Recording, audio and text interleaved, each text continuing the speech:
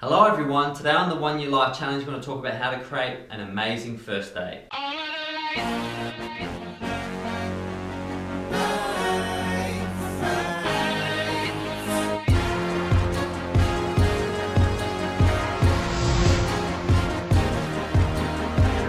Hello everyone, today we're going to talk about how to create the perfect date in 5 steps.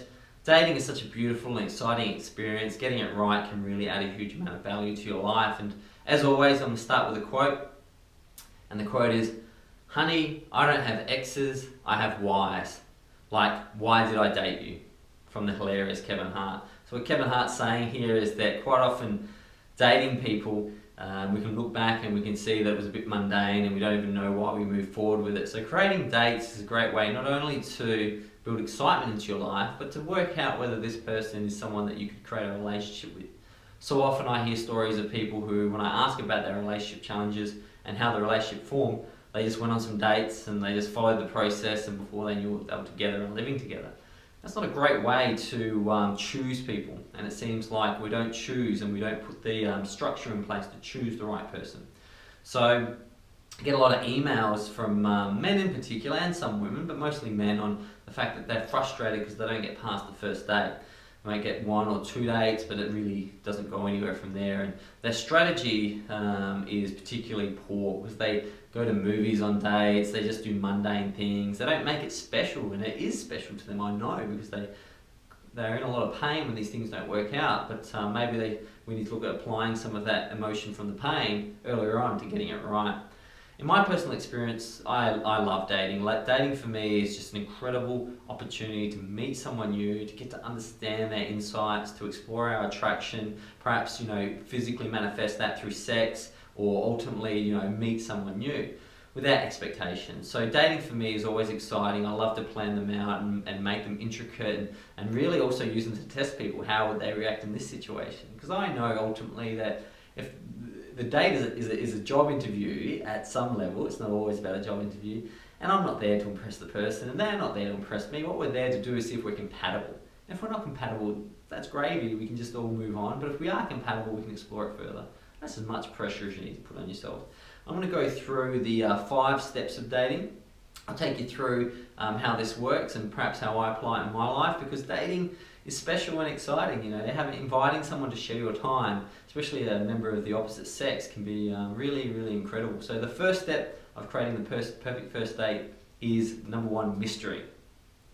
Telling someone that you're going to go to this place and this is how it's going to work, removes all the mystery. Now, I know we're all inquisitive, and women will quite often ask questions like, what should I wear, where are we going, what are we doing?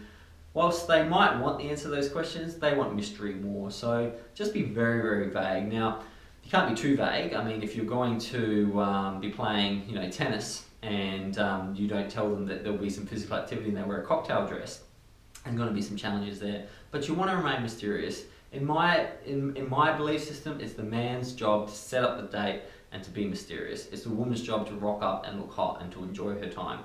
Now, that's a very easy system to follow, and whether you agree with it or not, it really, really works and creates a lot of mystery around the event. And we love mystery. We pretend we don't, and we think we want to know everything, but mystery is the spice of life. What happens when you die? We don't know, therefore a lot of people ask that question. So mystery is really important. The number 2 way to create an amazing date is anticipation. Now, build up is really important, especially for the guys out there. For women, build up is really important. Whether we're talking about foreplay or whether we're talking about just the build up of a relationship or the structure of it, anticipation is key.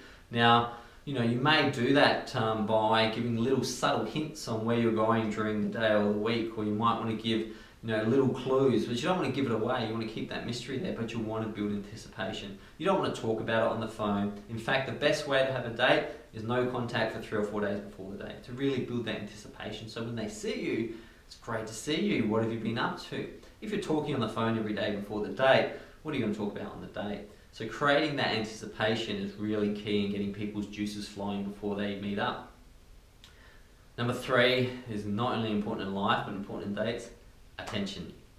Done the planning, you booked to wherever you're going, pay attention to the person you're with. Girls, if it's the guy, listen, understand, take a real interest, even if it isn't, is in cars or whatever. Understand and appreciate this person, because the more attention you pay, the more clues you'll get if this person is the right person. And guys, pay attention. I can guarantee you, before you went on that date, I can guarantee you the girl you're going on the date with, especially the first day, spent nearly an hour getting ready. It's important you pay attention to that. They didn't spend an hour getting ready because they think it would be funny. They spent an hour getting ready because they wanted to impress you and they wanted to look their best. If they're wearing beautiful earrings, tell them. If their lipstick looks fantastic, tell them. If their hair looks wonderful, tell them. Pay attention. Don't make it up. Don't just say what I said and write it down and say it. Be honest, and if there's the dress, it could be as simple as their shoes. If the colour of their shoes is something that you think is great, tell them.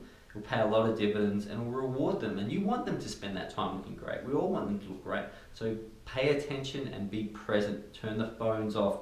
If you check your phone on a date, I tell you what, that's an interesting way of projecting who you are in a relationship. Because if you're checking it on the date, what are you going to do when you've been together for 3 years? Put the phones away, pay attention, listen, repeat what people are saying, so you really do get what they're saying. If they say, I hate the Crows, or that I hate this particular team, the Crows is the AFL football team for my global viewers, if they hate that particular thing, ask why, what got you started in that, and you'll really start to understand that person. Number 4, set your expectations. And your expectations should be very simple. You're going to meet someone and check if you're compatible. That's it. You're not going to fall in love, you're not going to get married, you're not going to, you're not going to decide on this person is your soulmate. All those expectations are what creates friction and panic. And when people are panicked and when people are anxious, they're not themselves. So if you set up big expectations and you start to get anxious, you won't be able to project who you are. And even that person is interested in you, maybe they're not interested in you, they're interested in the projection you're putting out. So there should be no expectations. Expectations is a man and a woman are going to meet up and have a date. Now here's the flashy headline for you. Men and women like each other.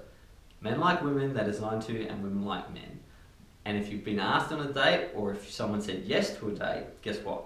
There's an attraction there. You don't need to try and impress this person. You just need to be around them. Because ultimately, if it's going to flourish into a relationship, you need to be comfortable with each other.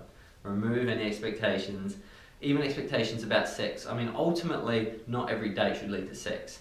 I mean, and the guys out there who disagree, I mean, ultimately, do you really, really, really want to have sex with every woman you meet? I mean, I don't think the answer is. I think quality is more important. And even, I mean, whilst we live in a very liberal world, don't expect sex. If it's there and you're both feeling it, it should definitely happen, but don't force anything. And by removing the expectation of sex, you're probably more likely to have sex.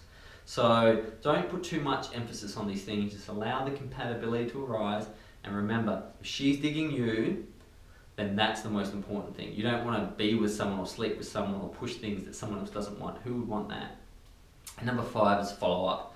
Now I'm going to get gender roles here and listen to quality people, whatever you want. I believe this is how we're structured and formed well in the sacred masculine divine working together. But in follow up, guys, once you have a date, be at that date. Don't be setting the next date while you're with that person. Just be there.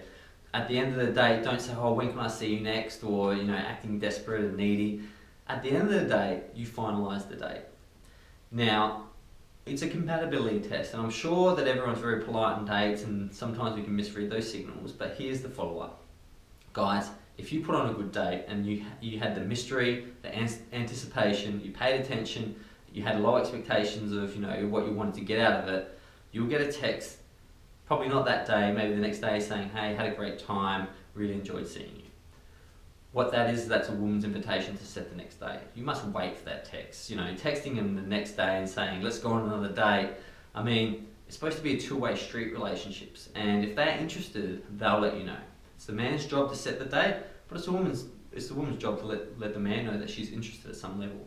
She's not going to come out and say it because, like I said earlier, it's the man's job to plan these things. She's not going to say, great, let's see each other next Saturday, that's what I want. You'll need to wait until you get approached, and then if you feel like it, reset the next date. And go through the steps again. Build the anticipation and the mystery, and you'll really create a phenomenal event. Great dates are as exciting as things can get, and they're very simple if you follow these 5 rules. So on this 1-year life transformation journey, as you go on dates, I hope that this helps, and I think that you'll really start to enjoy it. Check me out on Twitter and Facebook for daily feeds. Other than that, I'll see you tomorrow for your next video. Bye. Head to YouTube and subscribe. You'll get bonus content, behind the scenes footage, podcasts, audiobooks, and a copy of my book, Zen in the City, the minute you become a subscriber to my YouTube channel. So what are you waiting for? Head out there now.